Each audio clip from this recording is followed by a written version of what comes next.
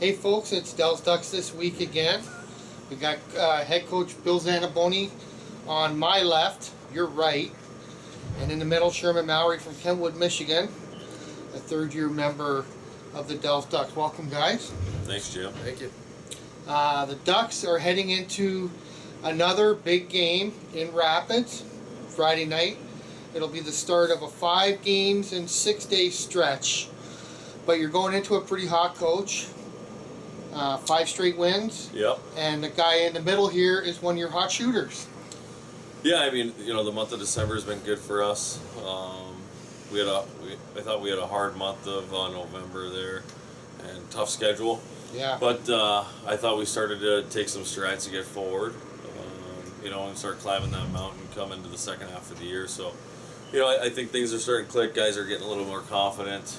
Some maybe overconfident, and we just got to make sure that we're all going and pulling the rope the same direction right now, because it's going to be a hard stretch. I mean, our bodies are going to take a beating in the next 6 days, and we got to make sure we're doing the little things right to win games. Sure, you were kind of blessed this weekend with a little bit of a break as far as the schedule goes. How do I say this? Like, the teams were not like powerhouse teams that you've been playing. It seems like night after night. Hard-working teams, no doubt, but you did manage to finally get some goals on the board. In particular, some guys that had been on the schneid for a while. It had to feel good to get some goals for a change. Yeah, I mean, it's always good to find the back of the net. But with those, don't want to say weaker teams, Yeah. but you always want to push yourself, and you play against the members in your team, so you want to make the lineup every single night, so you got to push yourself, and hopefully that pushes the guy next to you to make the lineup as well with them, because if you're not producing in those games or not playing the right way, you just take yourself out of a spot, and if you stay focused and playing hard, playing the right way, you find yourself in a good situation. So, Coach, the games against Rapids, the effort has been better and better. The level of play has been better and better. You've done everything except beat them, and it seems like you're ready to do that now, because you got so close the last 2, and that kind of left a bit of a sour taste, I would think. Yeah, I mean, I think all year it's been kind of. I mean, go to the first game of the year between us. I think it was a 3-2 game. So, they've been good hockey games all year, and I mean that's what you want to be a part of. You want to see your team get pushed and kind of see how you respond. And I think our effort's been there, every night against them. They're games that are exciting to play in. I think our guys have shown that they want to be in that situation. We just got to get over the hump and finish a 60-minute game with them. And they're a veteran-heavy team that knows how to play late with a lead and knows how to come back and not get shooken up over things. So, they're a good test. It's too bad that that Friday night's gonna be the last time we play them, because I mean, those are good tests for us. And you want to play good teams every night, and you want to see how you match up and how your top guys show up or not show up against teams like that, because I mean that's what this is about, is getting guys in those situations, see how they perform, and if they can advance. And we get 20-year-olds, they have 20-year-olds, so let's see them face off against each other and see who gets that college spot. So so for that point it's exciting. It would be nice for us to to get one. I think just for the morale in the room right now, to know that we can beat them, and I think they believe in it. They just have to. It'd be nice just to do it. How about that, Sherman? The last game you played them, it looked like you had control the whole game. They kind of snapped it away from you in the last 8 or 9 minutes of the contest, took it in overtime. It's a bit of a heartbreaker, but do you feel like it was a learning experience for everybody, and you're maybe a little bit more prepared to take it to the finish line now? Yeah, for sure. I mean, in those big games, you just have to find a way to win. That's pretty much just what it comes down to, is having the will and just knowing the mindset that, hey, we're going to get this one and pull that out. And I think that we've taken some steps here and we've turned the page here. So I think that our mindset there's going to be a little bit different going into tomorrow night's game. So I think that we're going to be able to have a good contest with them and pull one out. Okay. One of the benefits of a bit of a longer break over Thanksgiving, Coach, able to get the team about as healthy as you've been all year. You still have a little bit of an IR list over there, I see, but really, I think that this is about as healthy as you're going to be. Yeah, I think it is. I mean, right now, I think up to date, this is probably the healthiest that we have been, Yeah. and it's nice to see guys have to push to make a lineup. I mean, we have enough guys where every day should be a tryout to stay here and want to be a part of a tradition that a guy like Sherman has helped build here. I think that's exciting, and it makes every guy better around us to have to deal with that every day. So this game, I'm not sure if this will be out before the game tomorrow, but there could be a new face in the Ducks lineup as early as tomorrow night. One of the things that the team would like to improve is the offense, and maybe you always like to improve the grit, Coach. Yeah. Tell me a little bit about this guy that's coming back that people are pretty familiar with. Yeah, I mean, everyone will be pretty familiar with Riley Beal from last year. I think Riley probably played only 20-something games, but he had a little over 125 penalty minutes. Right. He's a high-risk, high-reward player. Plays with a lot of emotion, grit, and he cares. He wants to win. Like, he's a competitor, and it's a really big asset to add in our locker room right now. I think you and I, Jim, talked about it off camera, but we are a veteran team.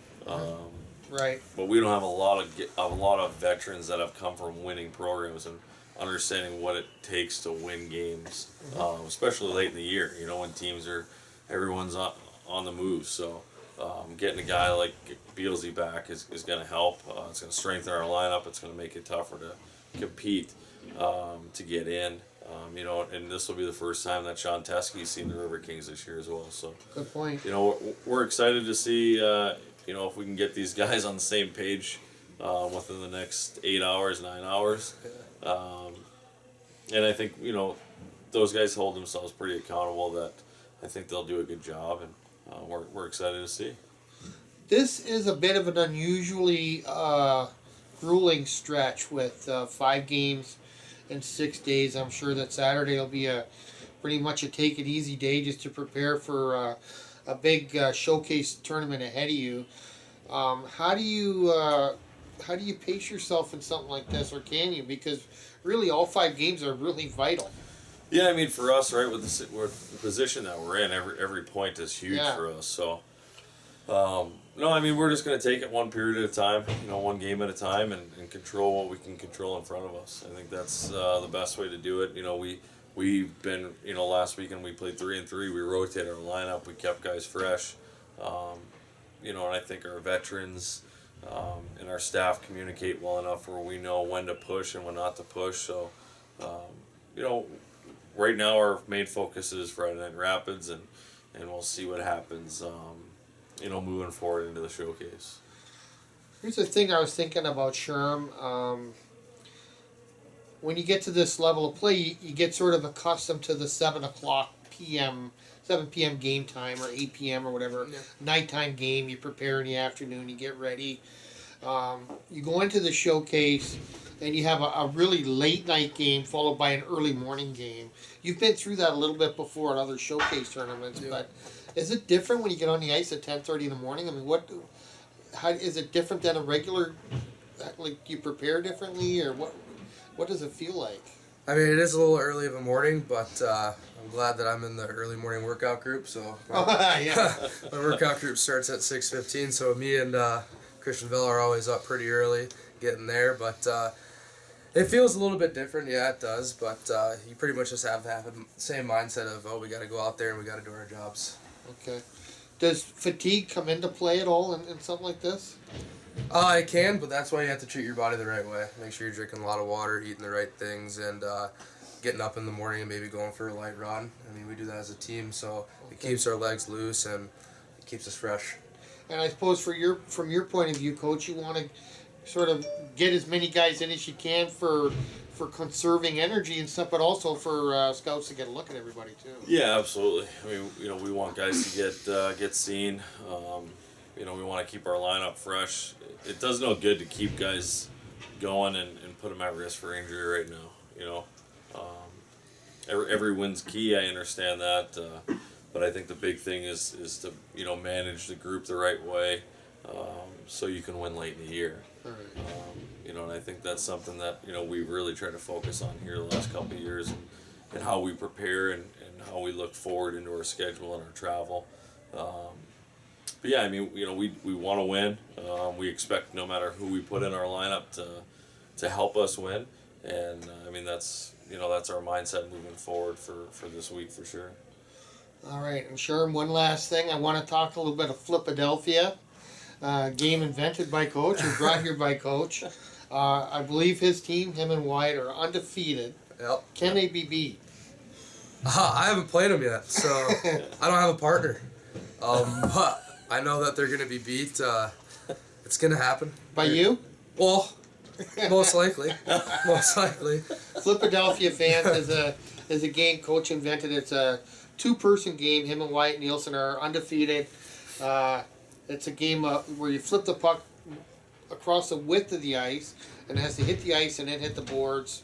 And the two players in the opposing side are trying to stop that from happening. And it goes to 11 points, I believe, Coach. Yeah, got to win by 2. Have you ever been challenged this year? Anybody come close? No, I mean Matthew Stewart and Colton Smith think they came close once, but I think me and Wyatt we work pretty well as a team. We support each other, we're pretty positive, so keep the mojo going forward. Awesome. Well, that's the new craze here, Flipadelfia. We'll have to maybe shoot a video of it some night so everybody can see what it looks like. And good luck continuing your streak, Coach. Yeah, And Sherm, thank you both for taking the time, and good luck this weekend. No problem. Thanks for having us, Jimmy D. Yeah, thanks, Jimmy. Okay, thanks.